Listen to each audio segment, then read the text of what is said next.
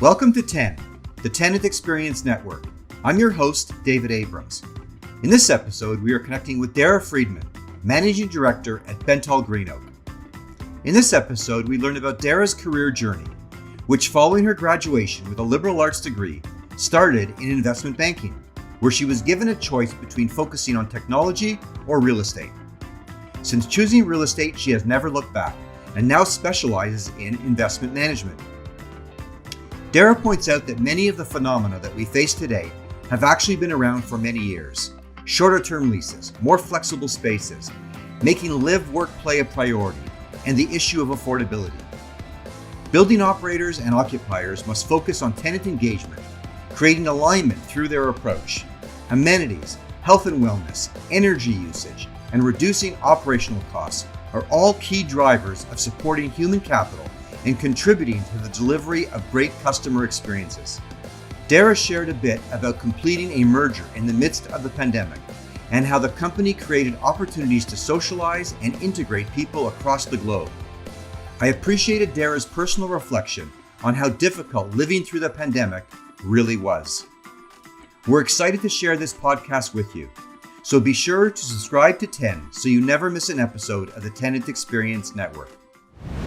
And now I'd like to welcome Dara to the show. I'm really glad you could be with us today. How are you doing? I'm good. Thank you. Thank you for having me. My pleasure. I'm looking forward to our conversation. So to kick things off, maybe you could just tell us about your journey to your current position role. How did you get started? So I had a little bit of a winding road. I was a liberal arts major in college, and I just wanted to not need my parents that much. So I ended up interviewing with investment banks. And at the time, this was 2001, you were sort of sleeved into different groups, and my options were either technology or real estate. And being a philosophy major, I didn't know anything about real estate, and it seemed tangible to me. It didn't seem as quantitative as technology, a lot less intimidating for someone like me who's not, super tech savvy. So I chose real estate, and then, was on the advisory side for a couple of years, went into lending, business school, and then the buy side and investment management after that. So I sort of chose it randomly, but I've been very happy with the choice. Right. I love asking that question, hearing all the different ways in which people found their way to real estate. And there are so many different ways in which people entered the field. But for you, it sounded like it was an option. It was presented as a sort of an industry option as you were considering, what next. Exactly. Yeah. I was like, I know what buildings are. I think I can do that for a job. Right. So why do you think you were so uniquely suited to this opportunity? What has helped you to become successful? Skills, mentors, colleagues, books, philosophy major. What do you attribute your success to? I think two things. One, being a generalist. I know there's new books out on that. I have one actually on my desk from a colleague, and I appreciated it. But I never, sort of specified in a product type. So I think that allowed me to use my background in philosophy. To translate to, risk pricing and understanding different asset classes. And I just think for me specifically, and everyone's different, for me specifically, maintaining a generalist kind of view within the field helped me kind of grow into my career. And I think the other component is really mentorship. I was so lucky to work with every single person who I've worked with along the way, and each and every single one were really great mentors, really great people, so supportive. And I've, see some of myself and some of the people I work with now, and just really, really fortunate with mentorship and support from other people in the industry as I've stayed in it and sort of come up. Yeah. I think mentorship cannot be overstated how important it is. And it's something that not everyone has access to, and not everyone has the same opportunity. And sometimes you have to really look for it and seek it out.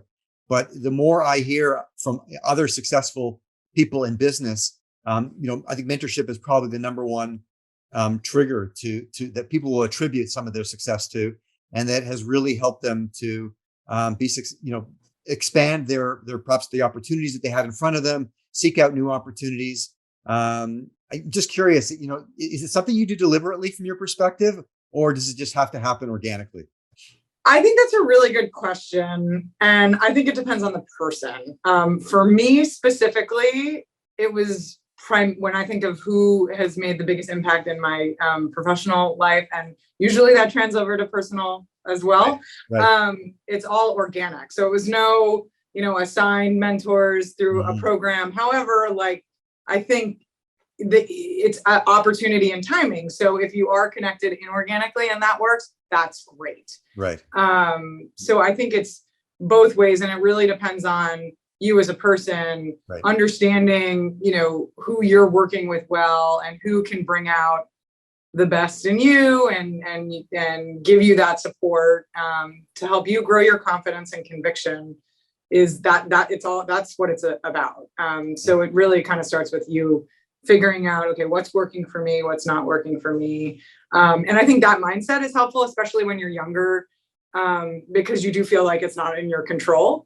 So if you kind of switch it to like, oh, what's working for me, and if I need to seek it out, I can go do that. If this is, not traditional, but working for me, that also works. Right. So I think that was helpful. Makes sense. I definitely have found mentors, but much later in life. And I think if I look back, I wish I guess been more aware of the importance, the value that would play long term. And I think that's the message I just want to leave with our listeners, that it's something you need to start and think about early, and it's just so beneficial for all parties. Yeah, I agree with that. So Dara, there's a lot of commentary around the return to the workplace, each and every day. It never ends. Some extreme opinions being expressed, often confrontational and polarizing. My team, we really believe that everyone needs to live and work in the world as it is right now, and that the industry and employers can't continue projecting to a date in the future when the world will return to normal being the old normal. Perhaps this is the new normal, and the new normal is not a world without COVID, but a world with COVID. And I'm just curious about your thinking, your thoughts on what this means for the commercial real estate industry, what it means for you and your role and your teams, just sort of your perspective on that. I have lots of thoughts and feelings about this, and I commend you for speaking about it in the context of not a new normal, but a normal. And I think what we've all collectively experienced has been a wholesale change. And really, even before COVID, every day was a new normal. So like, you can get in that whole metaphysical concept of, what is new and what is normal. But we'll save that for another podcast. Yes.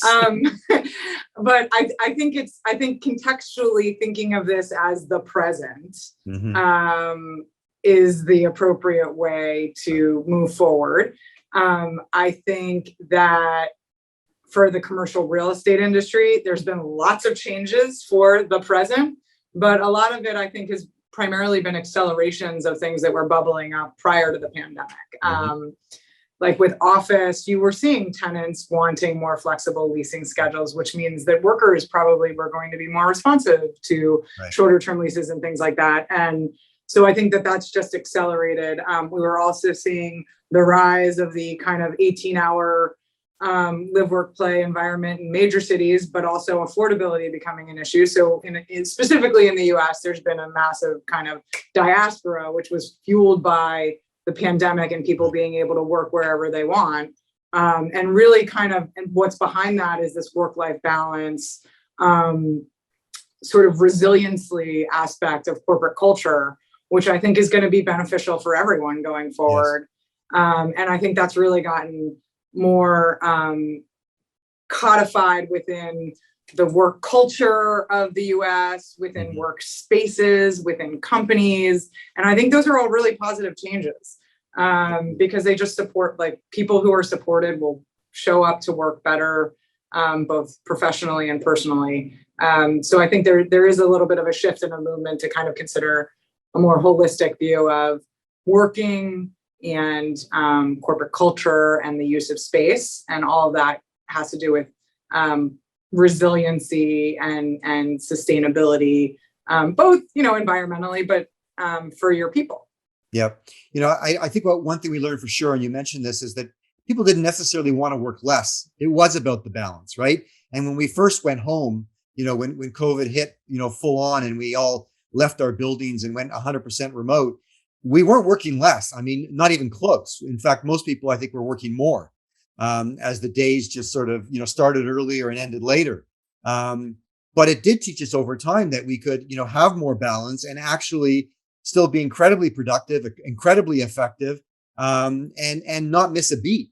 And I think to your point, that is, I think, one of the positive outcomes of this, and perhaps will, be part of our present and our normal. Regardless of where we work, that we do want balance, and it doesn't mean we don't want to work as hard. Yeah. And I think it looks different for each person. And we all saw that on our screens through the pandemic. Like balance can look one way for one person. It can look very different for another person. Yeah. And I think having that flexibility in work culture has really will hopefully benefit everyone to the positive. I mean, I know for us, it was like, I have 2 kids, but they were like, playing fart machines on conference calls. And that was, you're sort of tested in a new way. I think everyone got used to that. And I think everyone actually was patient and tolerant, right? Yeah. I'm like, I pick my battles. You don't want to know what happens when they're not using a fart machine. I think it was, I think the presence of like visual diversity for everyone to see what balance means for different people was also really helpful, and sure. Making this kind of more adaptable for the future. Agreed. The workplace ecosystem is now just much larger. And I think that buildings still play a vital role in that, in the options that are available to you. And I think that buildings and employers, are thinking about and will continue to think about what they need to do to attract and retain the best talent, bring people back to buildings where they can create, collaborate, inspire, build culture, and ultimately build great companies. Any thoughts on sort of where the obligations of the building operator and the employer intersect to support one another, to contribute to making sure buildings are still top of mind?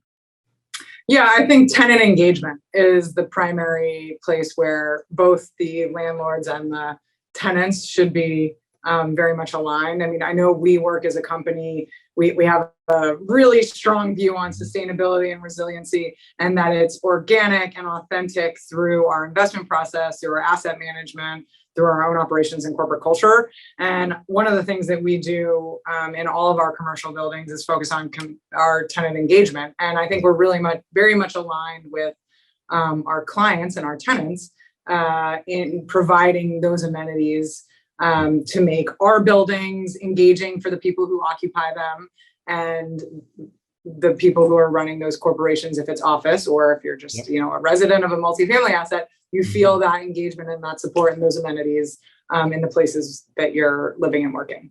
That's a perfect segue to our next question, where, from our perspective, the pandemic certainly, has recalibrated the market, and to your point earlier, accelerated, many things that had already begun pre-pandemic. But one thing for sure is that we now recognize that buildings are really places for people. People are the real asset. The building itself is not, and we certainly saw that when buildings were empty. So it really helped us to remember how important people are, and that we need to be more focused on their needs and their wants. As a result, to your point, tenant engagement, tenant experience, we really believe that is becoming the new differentiator. That's the commodity we're ultimately trading and competing on, and that's helping to drive a lot of real estate decisions. So, you mentioned some, but what else do you think building operators need to be thinking about in terms of delivering great customer experience for their tenants now, and maybe even thinking about what the future might look like? I think amenities, health and wellness. Those are probably 2 of the most important things that come to mind, especially in like commercial assets. I think for logistics assets, supporting energy use, and if you can, effectively help margins in your occupants by the way you're operating your buildings, I think that's really important. So it is, depending on the type of asset, it's going to look a little different. Like an industrial asset doesn't need a gym per se, but maybe if it's a logistics on the way through a long driving area and you can provide that to people coming in and out, maybe that is the differentiator. But I think that it all centers again on, and you made the point, human capital is our asset. And I think people really realize, how do we take care of that asset in every capacity, and engaging and amenities and supporting tenants all do that. So to me, it's in line with sustainability. So energy, waste, water, making sure you're operating efficiently to help your occupants also benefit from that. Also, if your occupants care about that, supporting them in waste management Definitely. and diversion and things like that is really important. I think those are, it's pretty simple. I don't think that's changed. I just think we're trying to find more ways to deliver, do it better, and, put systems around it to showcase it.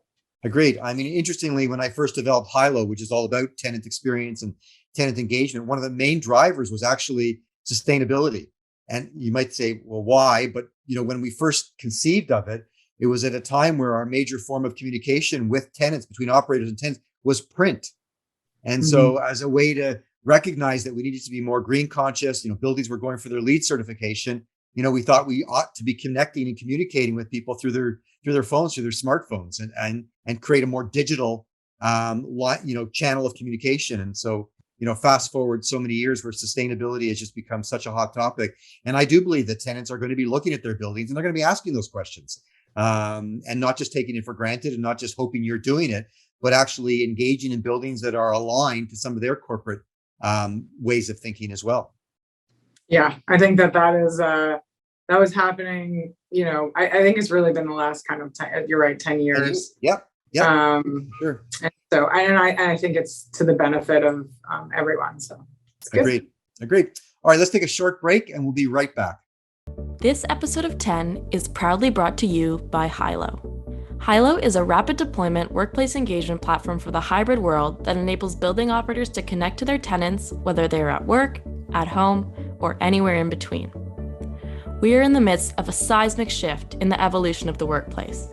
Now more than ever, it's clear that the most important asset of a building is the people.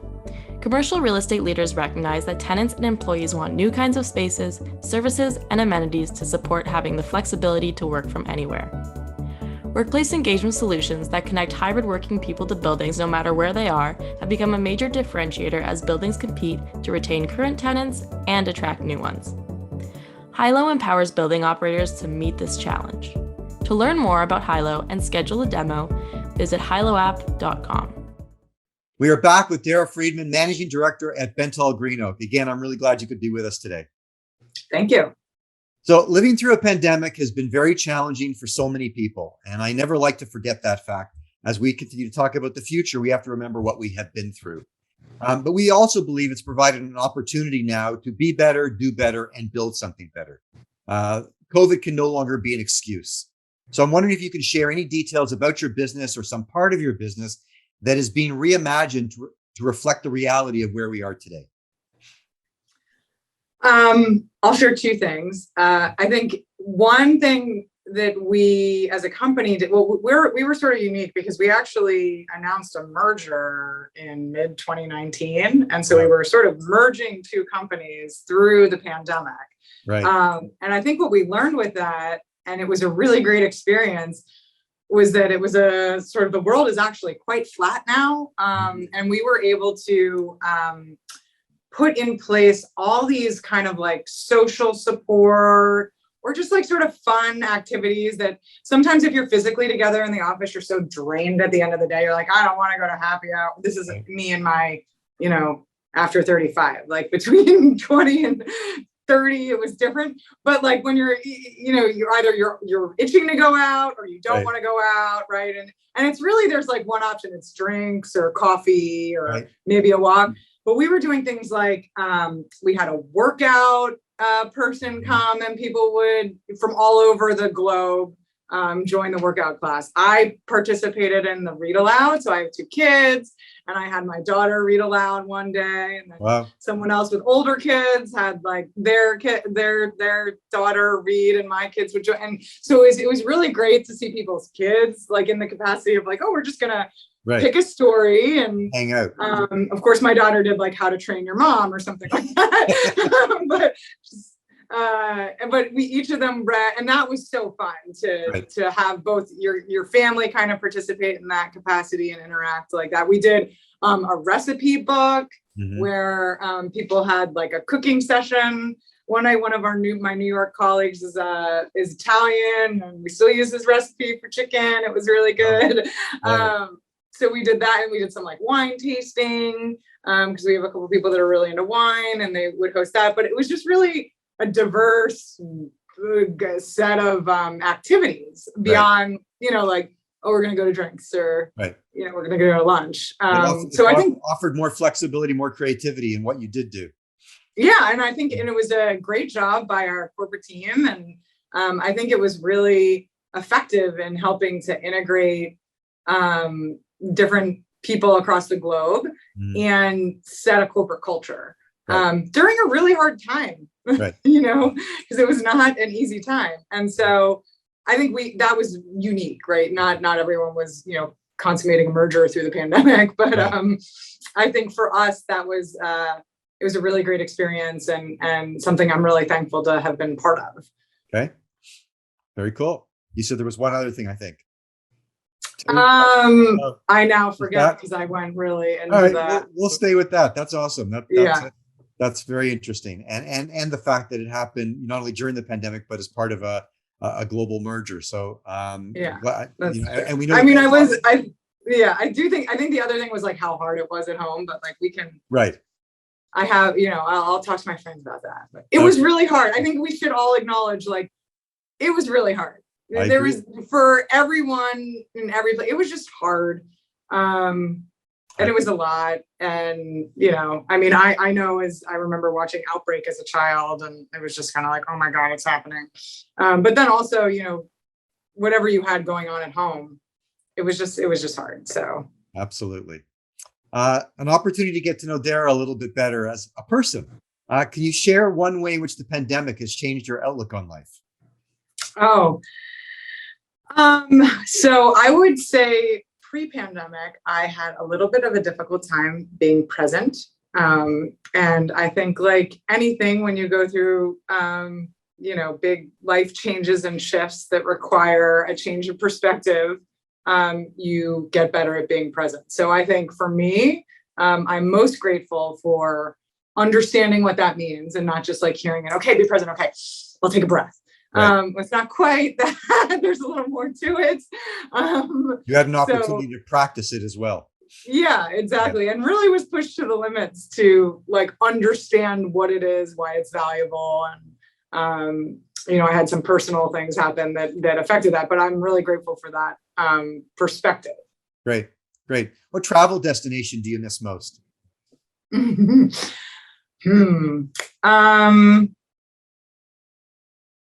I would say, I'm not a big traveler, but I really, really love Charleston, South Carolina. It's my parents moved there about 10 years ago, and we didn't get to go during the pandemic.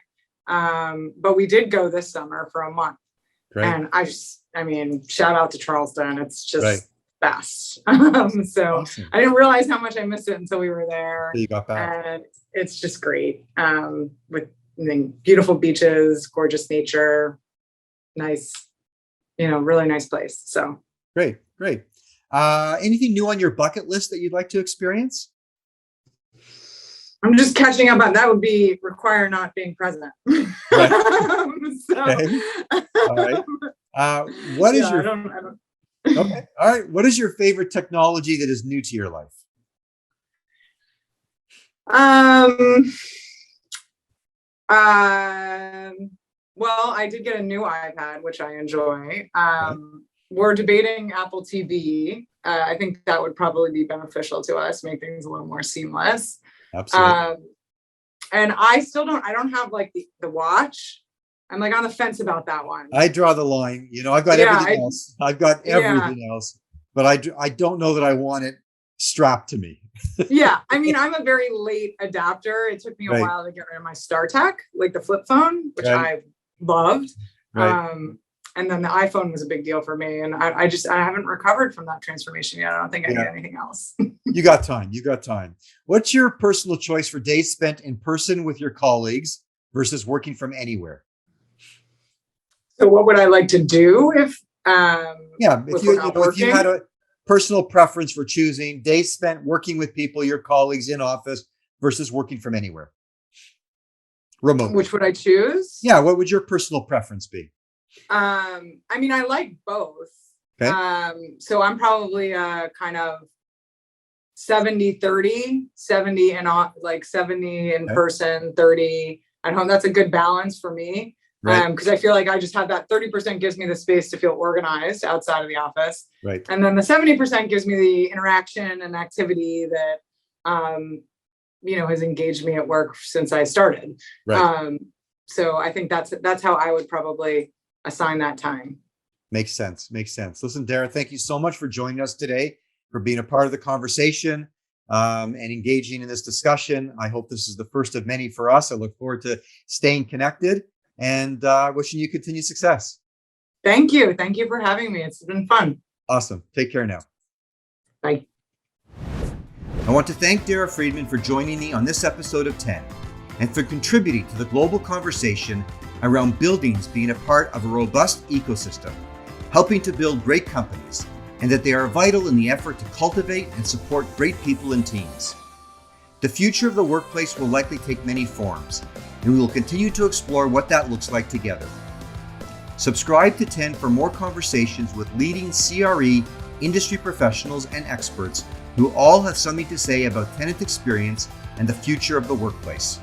We love hearing from you, so if you enjoyed this episode of 10, please share, add your rating, and review us through your preferred podcast provider. If you or someone you know would like to be a guest on a future episode, please reach out to me directly at david@hiloapp.com. And until our next episode, I wish you all continued success in building community where you work and live. Thank you.